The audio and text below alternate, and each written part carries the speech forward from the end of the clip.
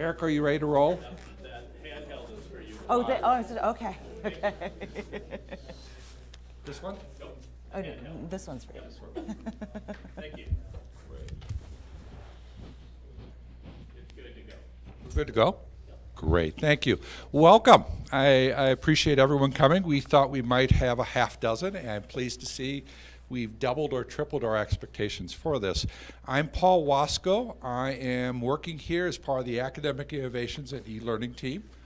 I've been part of the team since January 2014. My charge is to work with what is called our eWolf program here at the university, our electronic portfolio initiative. It's been interesting to have to come north to get warm. I came up from Minnesota, and I don't know about your winters up here, but man, they're kind of wimpy. I was expecting sub-zeros and 2 feet of snow and everything else, but it never gets cold here? Thank you, Al. Anyways, thank you all for coming. We're actually going to stream the information today. There will be a recording of it. You can kind of come back to do it. Go to briefly introduce my friend Helen Chen, and then I'm going to let Helen talk a little bit about more her work at Stanford, and I warned her that I'll probably keep this a little bit more personal. Prior to coming to Alaska, I had the opportunity to work with what was called the ePortfolio Minnesota initiative out of the Minnesota State Colleges and Universities. It provided an electronic portfolio tool for every student and resident in the state. And as cool as that was, it was even cooler to have an opportunity to meet some of the thought leaders in the electronic portfolio space out there. There's a small handful of kind of the who's who with the electronic portfolio universe. We are fortunate we have 2 of the top people in that space working with us over the next couple of days. One is Helen Chen. Helen is out of Stanford University. Helen has been working with electronic portfolios for years, and will share some of the work she's done as well as some of the work she's doing. If I could pick only one book to recommend to you guys on the value of electronic portfolio, I would actually, and I know they hate when I do this, they would have Documenting Portfolio Learning, Wiley Press, 2002. Guys, it's in the library. Just look up Helen Chen, Tracy Pennylight in our consortium library. We have e-copies of it. By far the best text. And actually, even for K-12, it actually works out very well. So with that, what I want to do is thank Helen and Tracy for being part of this. Helen is actually sharing us some new research that she's working on. This is the North American opening, red carpet, whatever. I know at least Bruno and Alan wore suits, so that's cool. But Helen, welcome, and I'll let you kind of introduce a little bit more of your background, but thank you very much for coming and sharing. Thank you very much. Thank you for that kind introduction. My official title at Stanford, I wear multiple hats. I actually work in the School of Engineering, where I'm part of a research team, this designing education lab, working with a faculty member in engineering education, or she's in the actually mechanical engineering department, Professor Sherry Shepard, on some of her NSF-funded grants related to engineering education. But I also work in the Office of the Registrar, work as the Director of ePortfolio Initiatives. And it's an interesting place to be housing ePortfolios, and I'm going to talk a little bit about our research there very shortly. So again, I'm so delighted to be here. I've given, as Paul sort of alluded to, I've given a version of this talk at a conference that I spoke at this summer in Melbourne. But this is my first time presenting this work here in the States, and I'm looking forward to the conversation as well as your feedback. To start off, I'm going to actually start off with a song. And this song is actually from the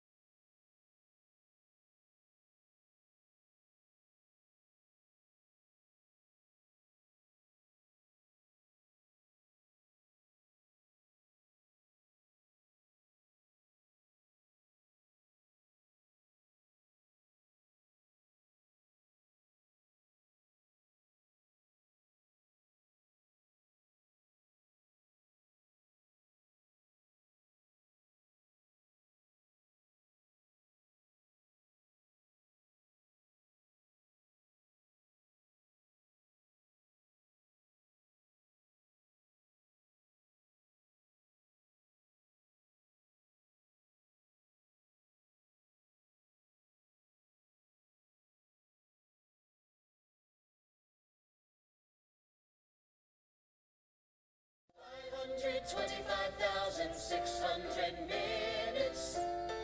How do you measure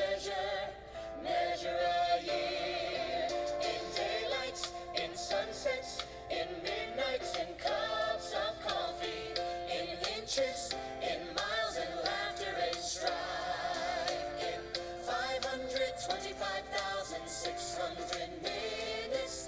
How do you measure a year in the life? Oops. So this song talks about different sorts of measure. Like, how do you measure a life? Okay, and in this case, it's about measuring a year in the life. But of course, what we're interested in is how do we measure sort of the impact that we're having on our students, and measuring the value and the impact on 4 years or 5 years of an undergraduate education. The focus of my talk today is really going to focus on the outcomes that we desire for our students, both during the time that they're with us as well as post-graduation. And in particular, I'd like to just explore the diverse forms of evidence that allow us in higher education to not only demonstrate how these outcomes have been achieved, but more importantly, foster the self-awareness by our students themselves so that they can communicate to a wider range of stakeholders their knowledge and their skills and what they can do. Obviously, increasingly, we know from parents and policymakers, greater attention is focused on these outcomes and how they relate to future employability, but and also from our institutional accreditors. And obviously, there's growing interest in the methods and approaches by which these outcomes are assessed and evaluated. So some of my work at Stanford in the registrar's office is really focusing on when students graduate from our institutions, they leave with 2 things. One is the diploma, which is something they might have, they put in a frame, put it on their wall somewhere. And the other is the academic transcript. Now, we know that the information provided on this academic transcript is fairly limited. It's a chronological listing of courses that a student might have taken, inscrutable course titles that nobody understands outside of academia. In many ways, even though this is a record of students' work, it's designed for other academics, because they're the only ones that really understand how these things fit together. I would say that, as we think about the value of the transcript, we know that it's something that students pick up on their way out of the institution. Again, this is that official record of their work, at the institution, but it's something that they don't really care about, and they only care about it only in that they need it to give to somebody else, to graduate school applications, to employers.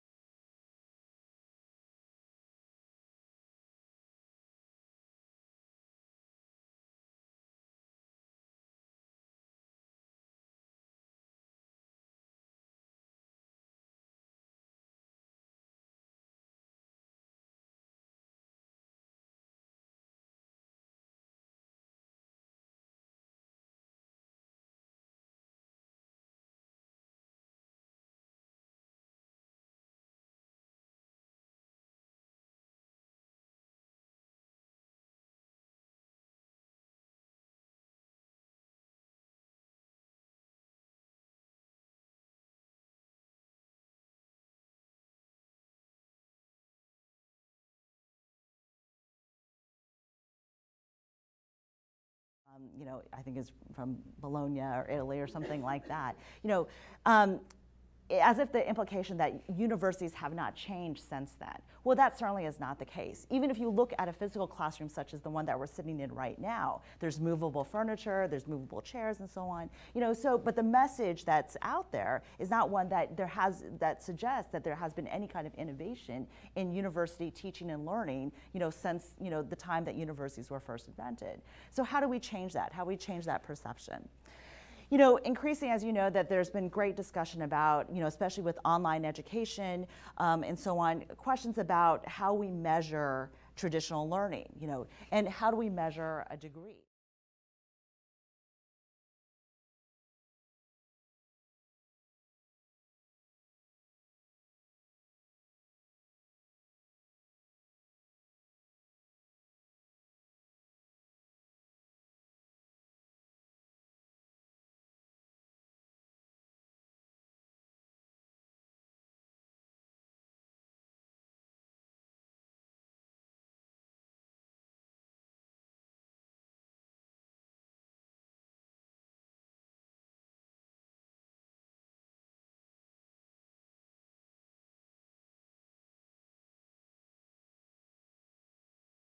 university, what are students getting as a result of that? And so to be able to be much clearer about what those outcomes are and what the value is.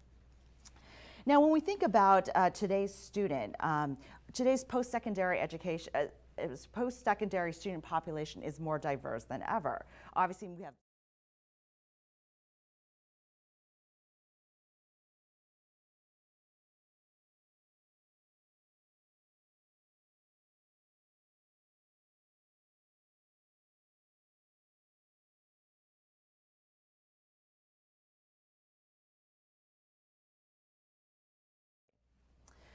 So going back to this idea of the diploma, this idea that what is this collection of, whether we call them dots, hours, credits, classes, credentials, really tell us about learning, telling us about value as well as quality. How do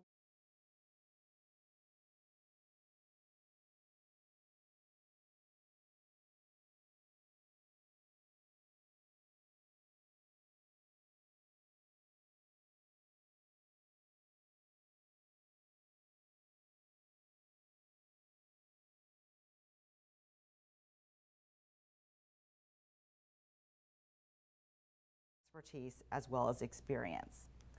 So what might that look like? And the proposal that I put forth, for discussion is this intersection between that official certified transcript and the ePortfolio. The transcript really represents the education that was defined by the institution and delivered to the student. I'm an economics major. I take these courses, I check them off, and that's how I earn my degree. That's how I meet those minimum requirements. The portfolio, however, has the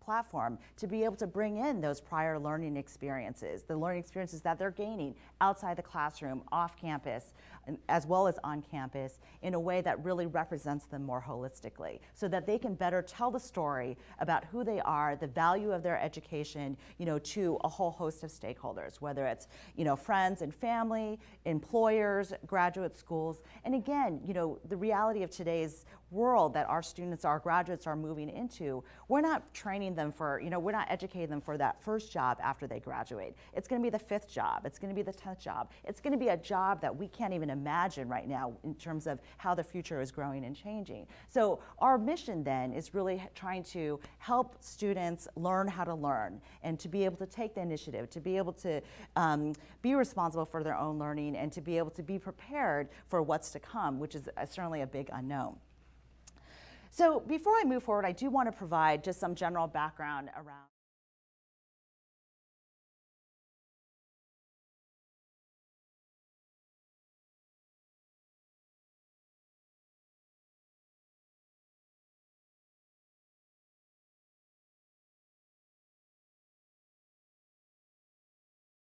or might have produced, whether it's, a paper or a problem set, and as well as multimedia kinds of artifacts and representations. The owner of the portfolio, here I'm mainly talking about student portfolios, but the owner of the portfolio could be a faculty member, could be a program, could be an institution. And of course, it's the reflection that really ties it all together. One thing that Tracy and I have both been really impressed by is the work that's been happening on campus to really build a culture of portfolio practice. And that's what we've called folio thinking, providing students with structured opportunities not only to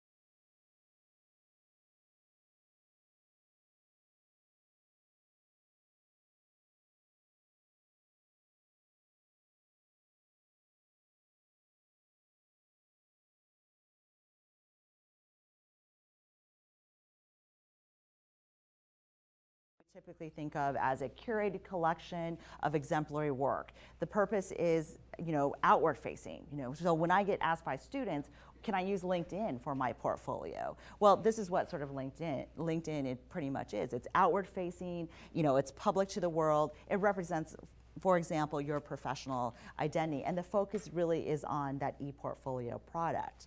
Now, this is in contrast to what we describe as a learning portfolio that can be exploratory, developmental.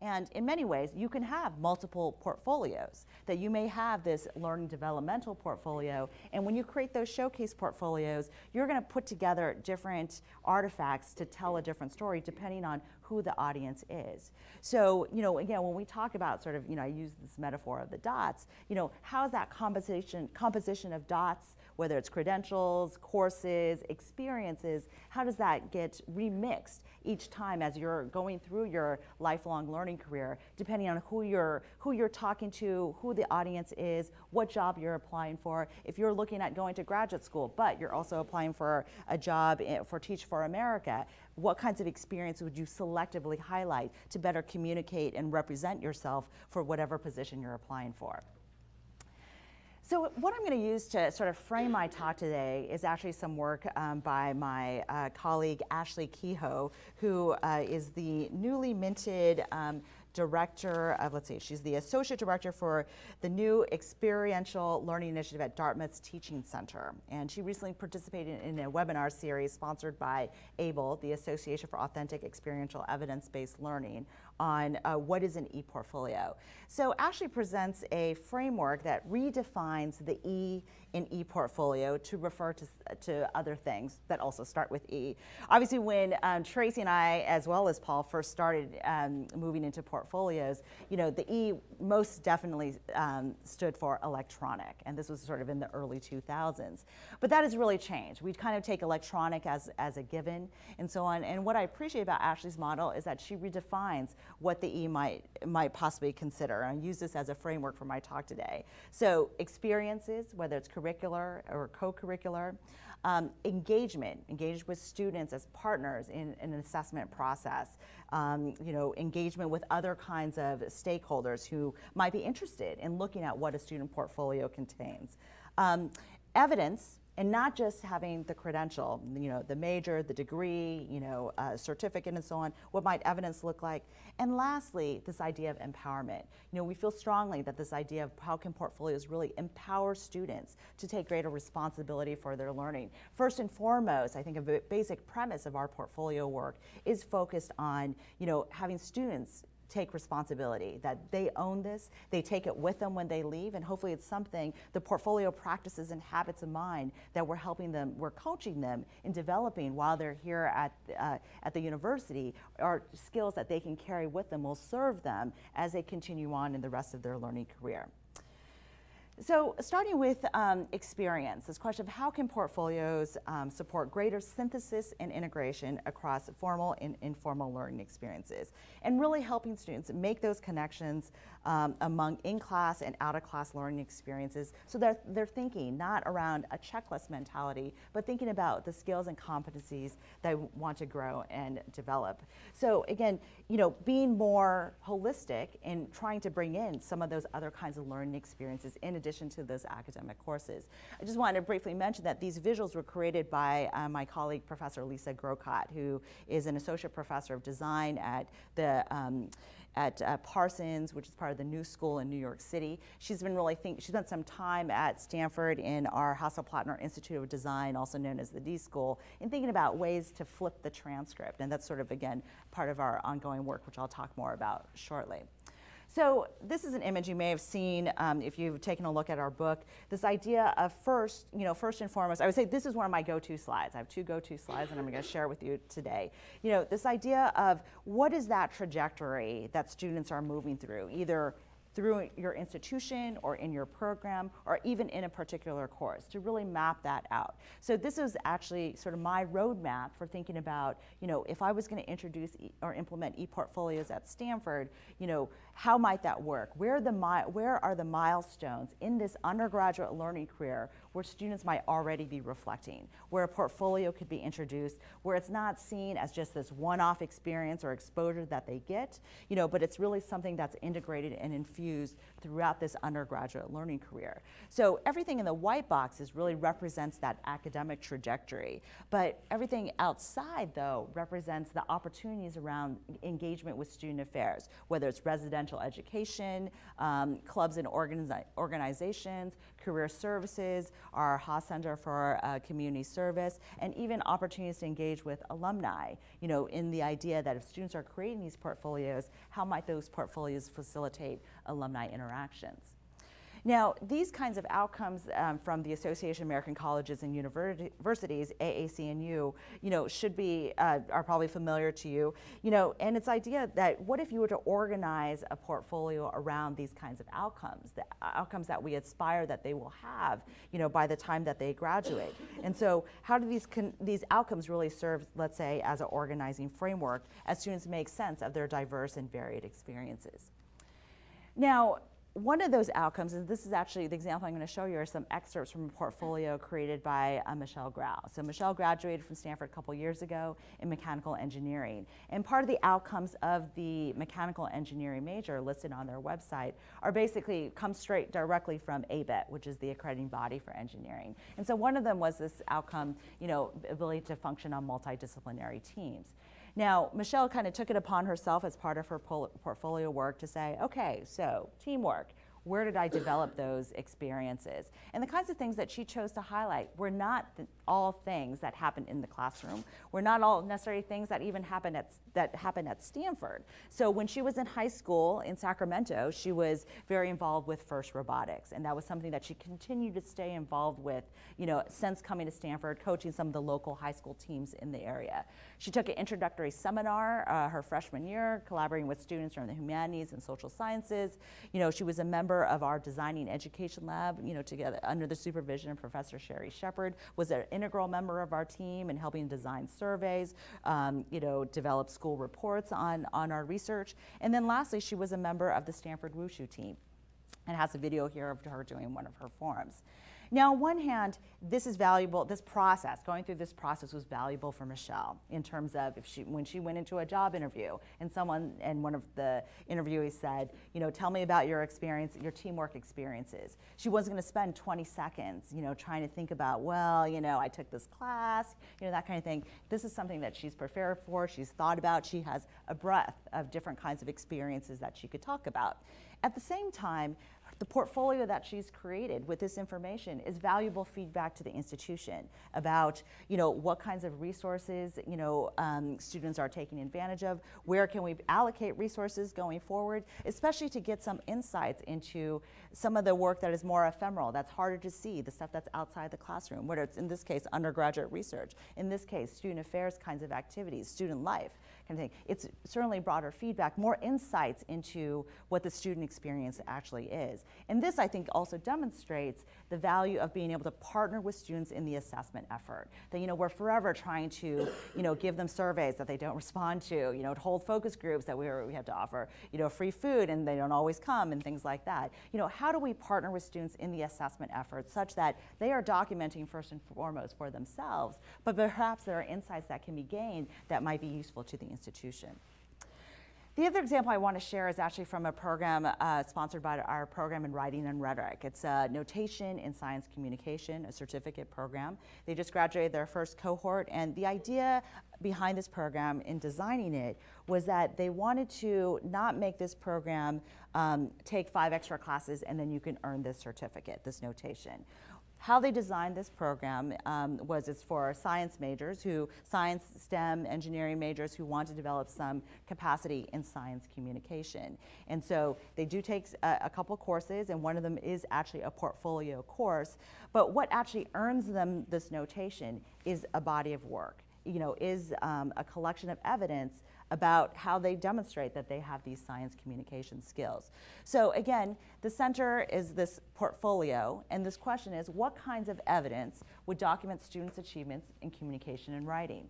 So at one of the orientations for this program, there was that inevitable question from a student who said, what's the minimum number of things that I need to put into this portfolio in order to earn this notation? And our students are very good at wanting to know, okay, just tell me what hoops to jump through and I'm going to jump them, or just tell me what's the minimum of what I need.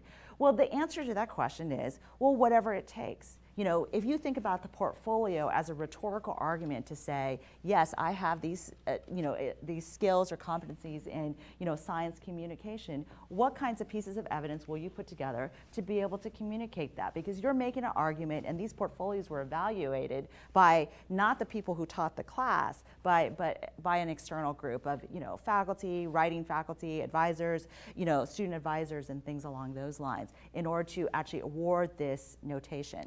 So some of the things that they might have put in there, it could have been, poster presentations, podcasts, figures, the ability to demonstrate, using figures to communicate, scientific principles, these very things. So again, I think what's exciting about this program, what we're working towards right now, is that for the students that did earn the notation, they got a certificate, like an actual paper certificate. But what we're hoping is that these portfolios can then be archived in partnership with our library. So we have a digital repository that these portfolios, like PhD theses, would go into the digital repository, and then from our e-transcript, that there would be a link, that would say notation and science communication, and then it would link directly to the portfolio of work that earned that student the notation. So currently, again, on our theses, for PhD students, they have a link to the name of their thesis, and it links to a PDF of the actual thesis itself. But that's how we're starting to, imagine this intersection between the e-portfolios and the transcripts.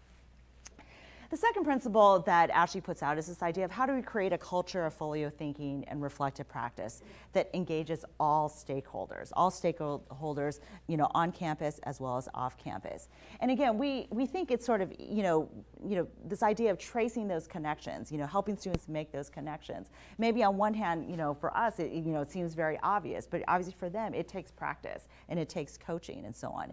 And, in having given this presentation and continued thinking about it, on one hand, making those connections this way is easy if you have all the dots, if you know what all the dots are in front of you. And maybe it's easier, if you're a senior looking back at your range of experiences. But how does this graphic change over time? I mean, obviously, if you are a first-year student, you may only have 2 dots, or are you really kind of, you don't have the whole picture of what's there. You may also just be going dot to dot to dot, because who knows, what the future is going to look like. So, obviously these graphics are still ones that Lisa and I are continuing to evolve on. But thinking about, again, the kinds of things that might go into a student portfolio, who might be interested in taking a look at this work. And this, again, is my second go-to slide, and this is also something that Tracy and I talk about in our book. So first and foremost, of course, we hope that portfolio will be valuable to the student, the ePortfolio owner, that it's something, again, that they own, that they're responsible for, that they carry with them. In terms of using this as a roadmap for, my discussions with colleagues on campus, I mean, where I've gone from there, of course, the registrar who's really thinking about, this intersection with transcripts, working closely with advisors or mentors, which are very much a part of our first year, experience. And then, with colleagues in student affairs, the registrar's office actually happens to be within student affairs, so we work closely with our diversity and first gen office, certainly increasing with our career services, to have those sort of more holistic conversations. And then also, we've had more pickup around the academic side of things, faculty, instructors, looking at how ePortfolio pedagogy can support the goals of their particular class. We also have worked closely with our alumni, and I'll talk a little bit about that shortly. But our looking forward, where we hope to move is, certainly study abroad kinds of experiences. The idea of being able to, students are already documenting already, personally, on Tumblr or whatever it might be. How might they sort of better document those experiences of their own growth and development in a new kind of environment? The idea that how can these portfolios then serve as evidence of how student learning outcomes are achieved for assessment, institutional research, as well as accreditation, and wanting to explore how portfolios might be able to facilitate conversations with employers, internship coordinators, and the like. And then, of course, our colleague Brett Einen at LaGuardia Community College has some great examples of students who are first-gen immigrant students, from families, who have no prior experience with higher education in the United States, the opportunity to involve parents and family, friends, as well as guardians. So this was actually part of a presentation that I gave to our Native American Cultural Center, and it just happened to come right after our fall job fair. And so students had those sort of discussions with recruiters, fresh in their mind about what were recruiters looking for, employers and so on. And a lot of it was around communication, teamwork, problem solving, leadership, and that kind of thing. But from our Native Center, there was a strong interest in sort of the personal values and attributes, whether it's responsibility, integrity. We have a strong focus on, wellness. Increasingly, we hear things about resilience and grit, these kinds of more dispositional kinds of things. Well, how would students and where would students develop these kinds of skills and attributes? Typically, it's through experiences, and whether that's experiences are in-class experiences, such as courses, involvement in clubs and organizations. We have several events that are planned by our students in our Native Center. We have a powwow, as well as a luau event, other kinds of projects, and so on. Now, typically, your typical records, whether it's your resume, CV, academic transcript, is going to stop right there. Okay, so resume, here's the skills, here are the experiences that I have. And what we're hoping with the portfolio is to take it one step further, and this again goes back to evidence. That evidence of evidence of those skills, evidence of those experiences, whether it's writing samples, the use of multimedia, creating, for example, a website for the Stanford Powwow, things like that, and really trying to hit home around the use of evidence to better help students tell their story. So the example that I'd like to give is actually a program that we ran for graduate students, masters, PhDs, postdocs, all fields, and so on. And it was modeled after a curriculum developed by Professor Lisa McNair at Virginia Tech University. She designed a curriculum for graduate students as part of her NSF career grant called Portfolio to Professoriate. We expanded it to include to kind of move it from portfolio to professional so that we can include a broader set of students at differing levels, as well as for other fields as well.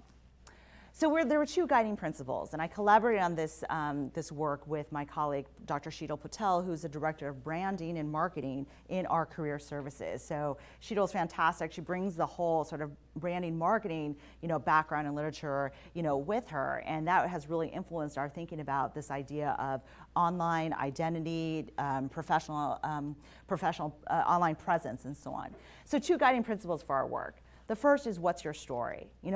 Oftentimes students come and they just want to know, tell me what tool I should use. Should I use Weebly? Should I use Google Sites? Should I use WordPress, and so on? We're like, okay, let's take a step back here. What's the story you want to tell? Who's the audience? And where's the evidence? And where's the evidence comes in with this, show me, don't tell me. That it's not just about telling me that you have this experience. It's not about copying and pasting your resume and putting it into a website and so on. It's like, what's the story, and then where's the evidence?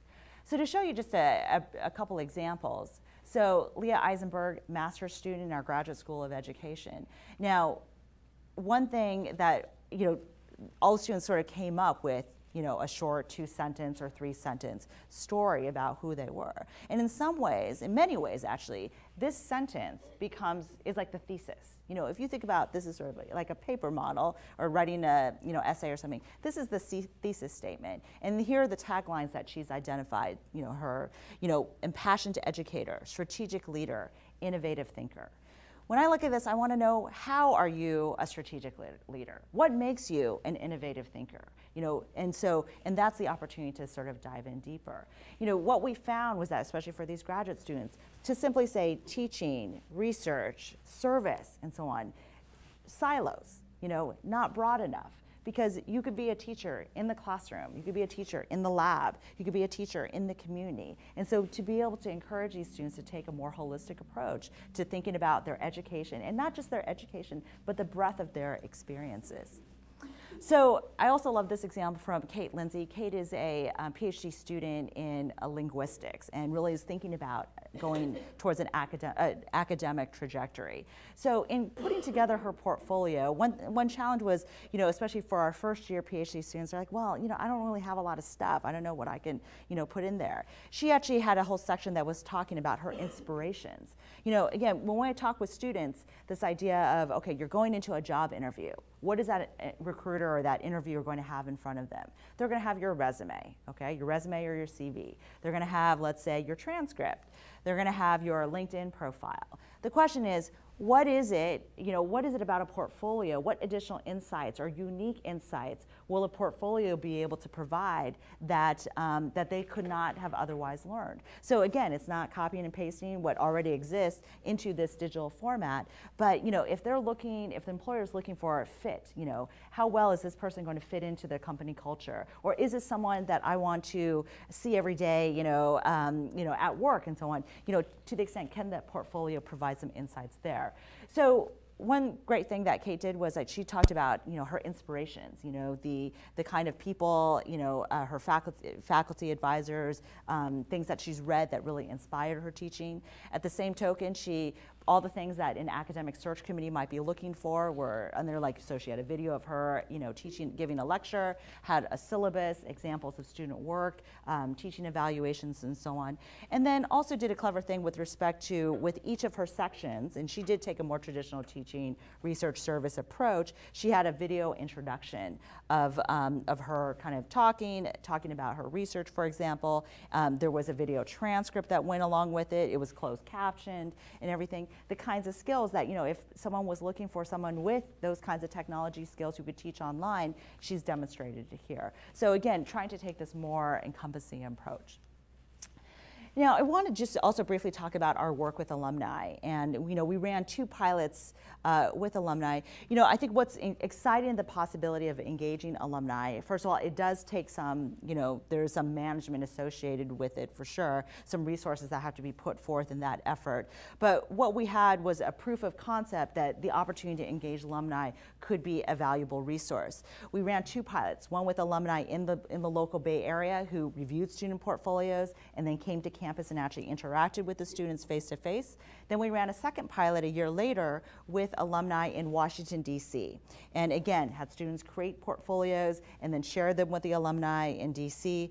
And connected with them virtually. So this quote, we've never met, but I feel like I already know you, suggests that or what we found was that for the students, there was something about those portfolio's, some representation of who they were that, that the alumni did resonate with. And therefore, in the conversations that they did have with the students, they were sprung word early, in terms of they could move beyond sort of the formalities and really have a deeper, more meaningful conversation. This was a partnership with our Alumni Association.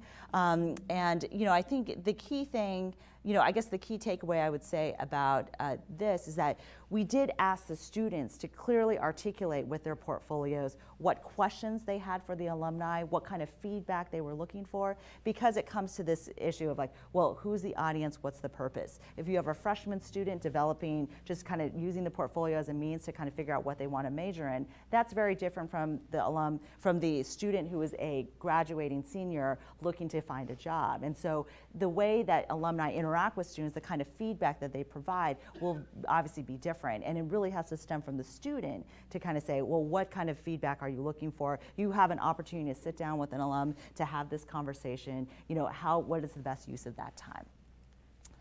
Now, this actually chart is, and this may be familiar to some of you, is the idea of, engaging with employers.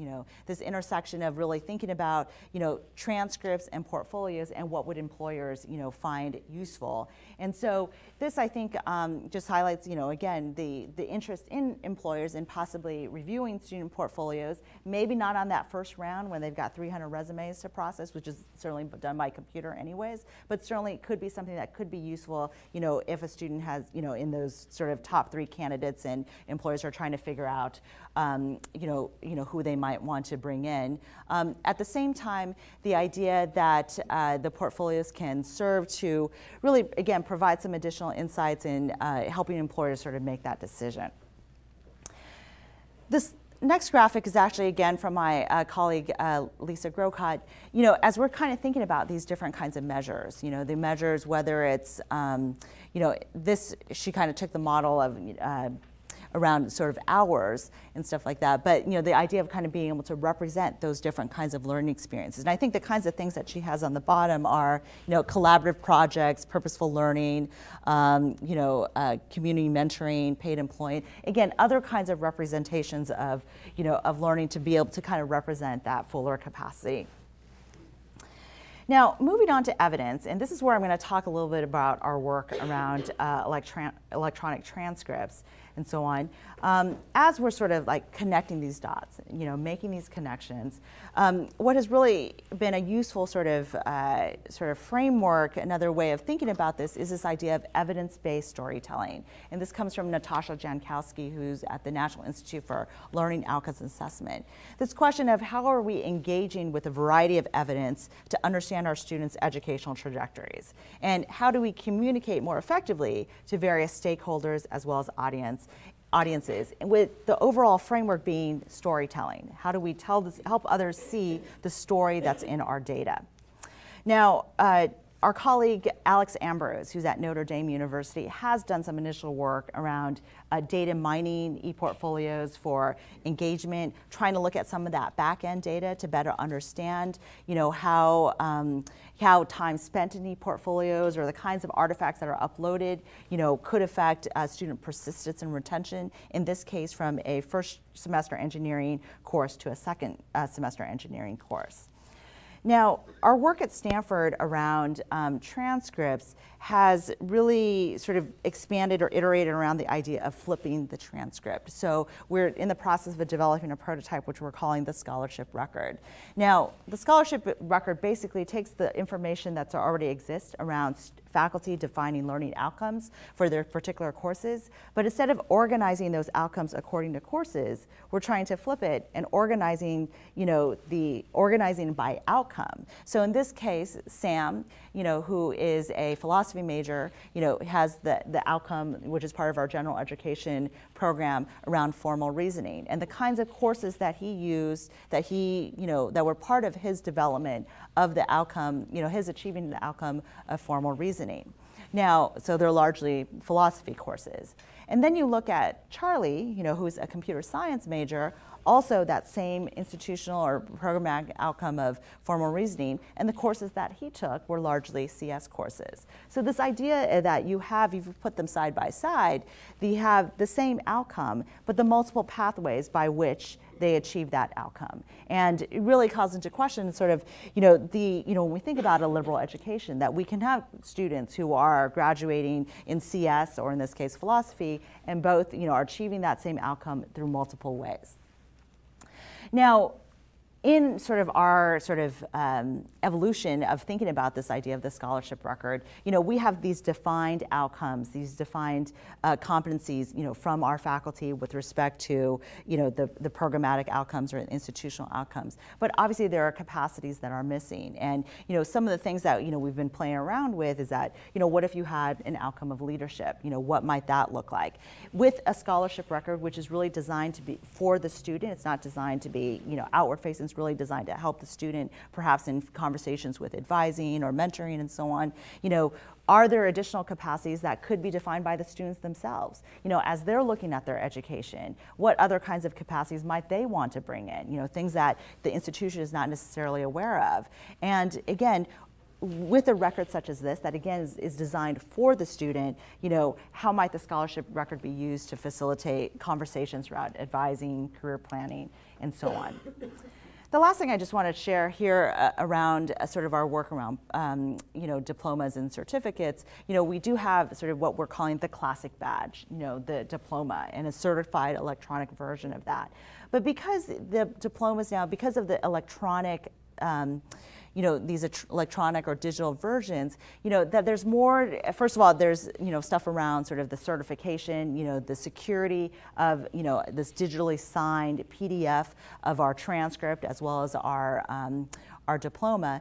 But the idea that behind the certificate, because it's electronic, that the costs that were traditionally associated with printing, printing papers and the limitations there have now gone away. That behind the transcript, that there could be a description about what were the courses that went into this, what were the outcomes defined by the faculty, what's the evidence of work. And so this is sort of the thing that we're working on right now, is sort of expanding what might be possible. And we have a program, sort of executive program in our Graduate School of Business that is looking at exactly that, trying to identify, outcomes, being very clear about the kinds of courses and outcomes that went into the certificate, and really being able to demonstrate and communicate the value of what this, piece of paper or what this certificate actually represents. So the last thing I want to share is, in Ashley's framework, is this idea of empowerment. How do we empower and support faculty, staff, students as innovators? Because this is actually, this is new stuff, and it's going to really call for more creative solutions. How do we document 21st century in a learning in a way that is more holistic, authentic, and actually useful? And then how do we communicate this, to other kinds of stakeholders, by empowering students to not only more effectively tell their story about their education, but also empowering institutions, faculty, staff, instructors to be innovative. So, for this, I actually, turn to our Stanford D School, which really focuses on, mindsets that really emphasize human-centered design, really kind of a culture of iteration and rapid prototyping. And they have some great methods that really support lots of brainstorming and new kinds of ideas. And one project that, one thing that, again, that they really emphasize, this idea of the design thinking process, is really an emphasis on empathy. So we are trying to design, these programs, these initiatives for our students and so on. But a big part of that, and the first step of that, is really to gain empathy for what that student experience actually is, to kind of meet them where they are, to understand where they're coming from, and then by doing so, we can better design more effective programs that they would actually participate in. So one project at Stanford that may be of interest was the Stanford 2025 initiative. And Stanford 2025 was actually a visioning project to imagine what might Stanford look like in 2025.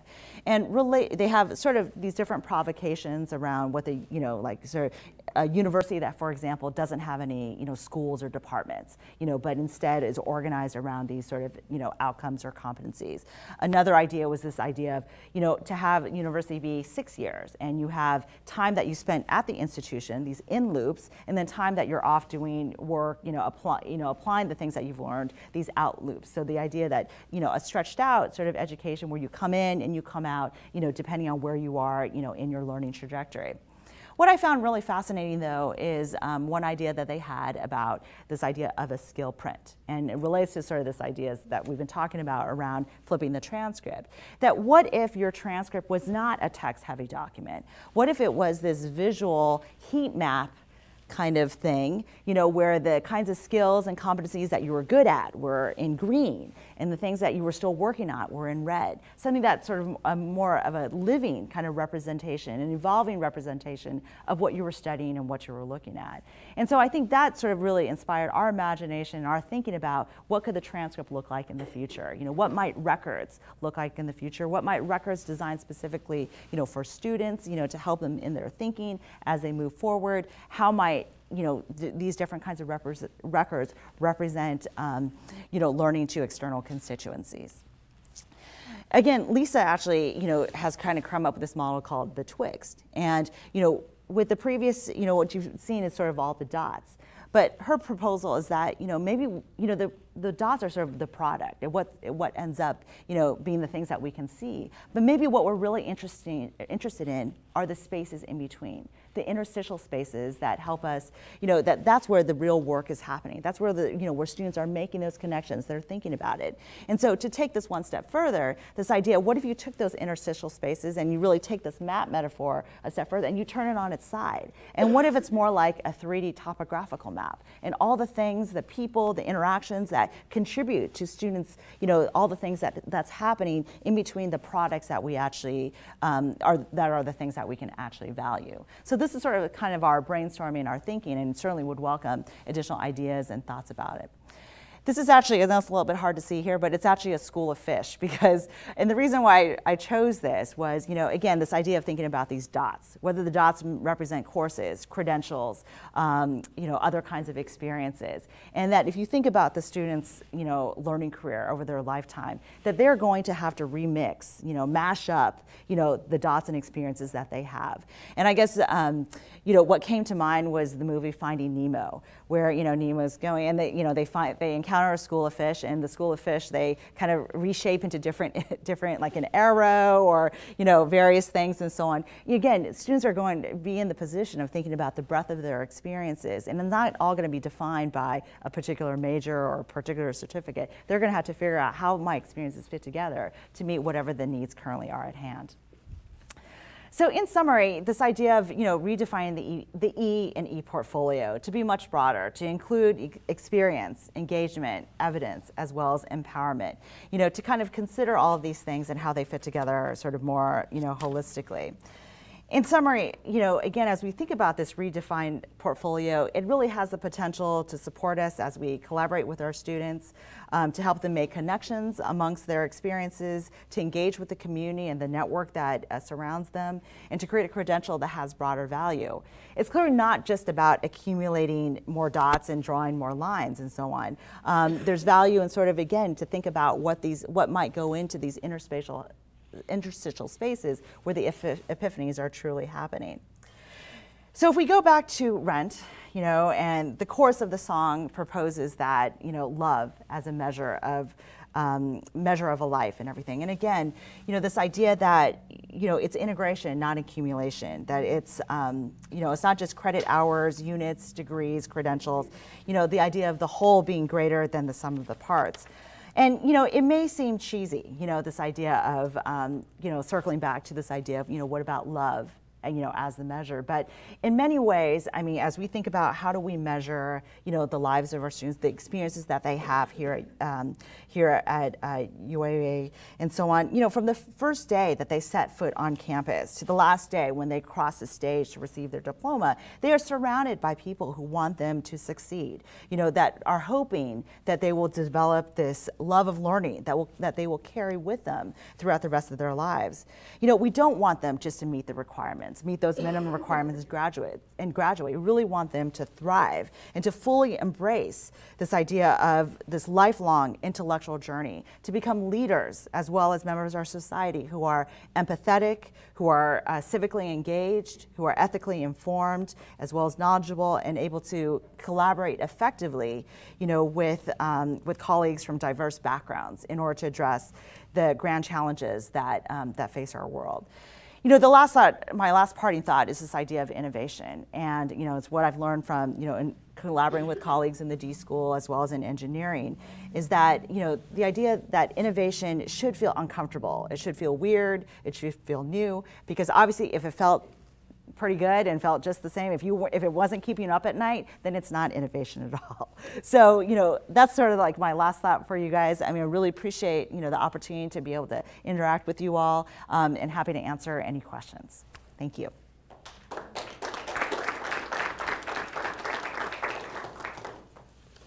Helen, I know we had talked about from 11:30 to 12:30. Would you mind staying around Sure. a little bit longer Yes. for some Q&A? Tracy, I'm going to actually walk with you over to the students, and Heather's going to take Helen over later. So just because I disappeared doesn't mean you can say anything. Right. But questions, folks. And the only reason we're using a mic is we are streaming this to connect up with some of the campuses around the state. Yes. Hi, thank you for coming. One of the things that I think concerns administrators compared to many of us faculty, because I think most faculty can appreciate the richness of the subjective aspect of a student's learning, which we love to see how two students can get an A but produce totally different things.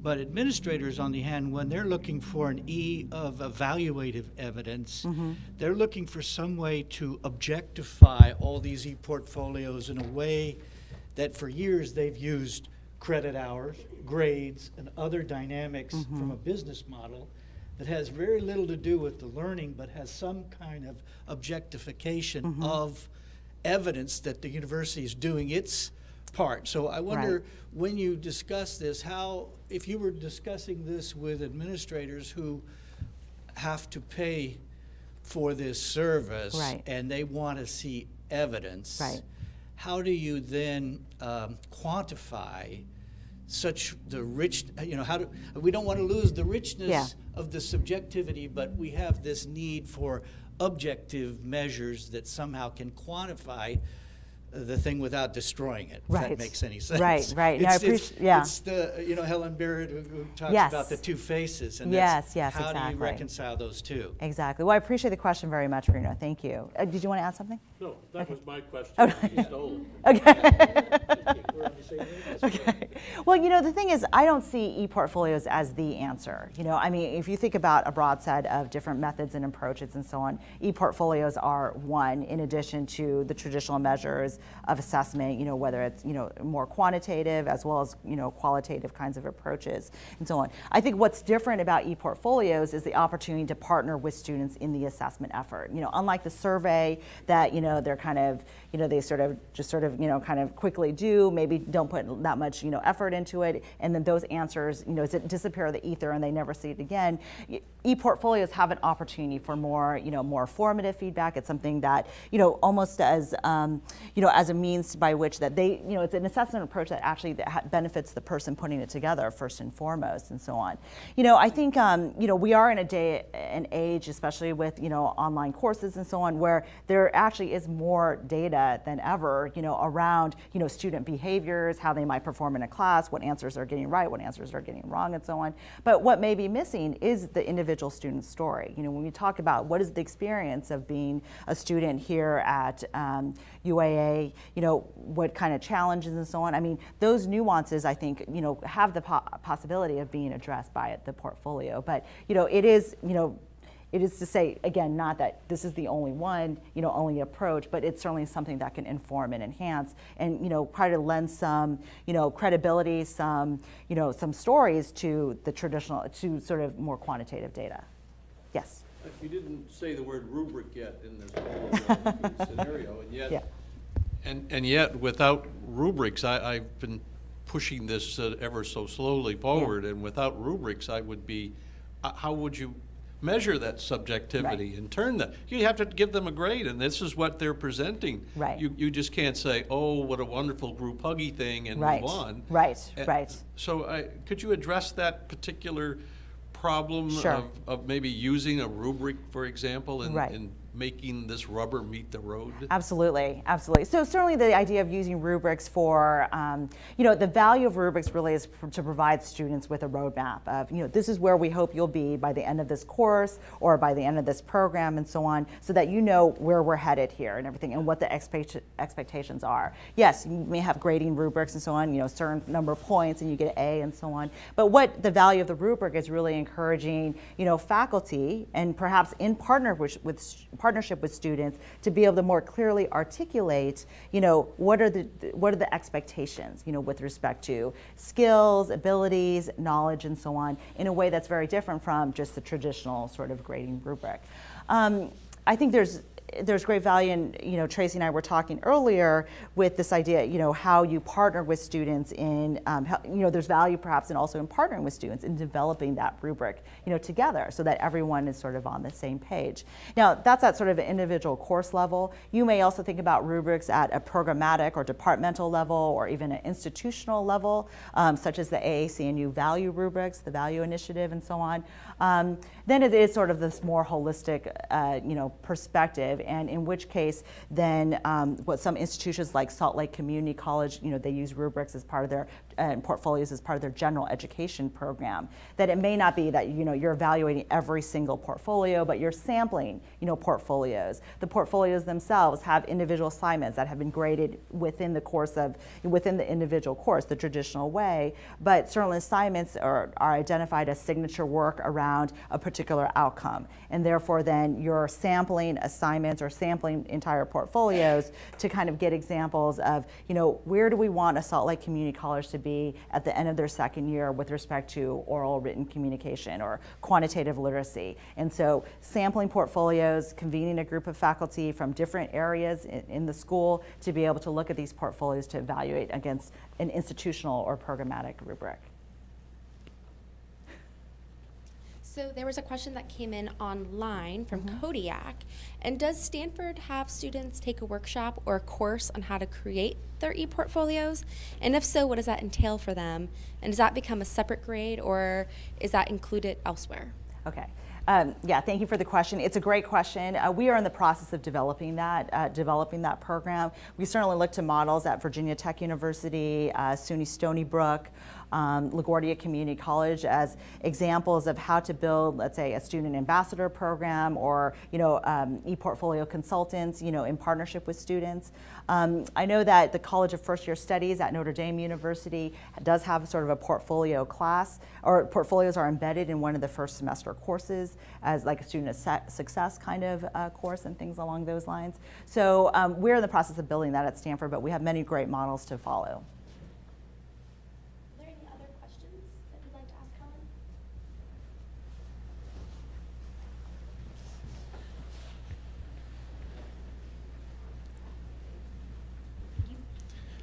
Hi, I work in student affairs, so my perspective is, have you seen ePortfolios used where you can, excuse me, connect the classroom experience with, say, the student employment experience or the student clubs experience? So they're taking those courses that they might not necessarily see as relevant to that experience and connecting it through ePortfolios. Yeah, it's a great idea. I've not seen specifically to student clubs and organizations, although that's an area that I would definitely like to explore further. I guess where I have seen is more service learning, community engagement, where again there in those sorts of courses and programs, there's already reflective practices and so on, and how can a portfolio is being used to kind of facilitate and strengthen that connection between the classroom and then practicum or out of class experiences.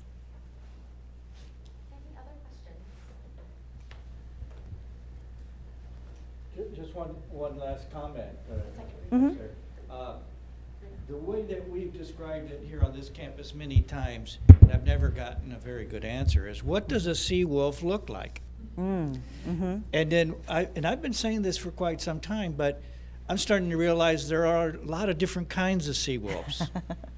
And so that even if we found that there isn't just one sea wolf, there's a one sea wolf logo, but if we're referring to our students as sea wolves, there's, I would hope, many different kinds of sea wolves.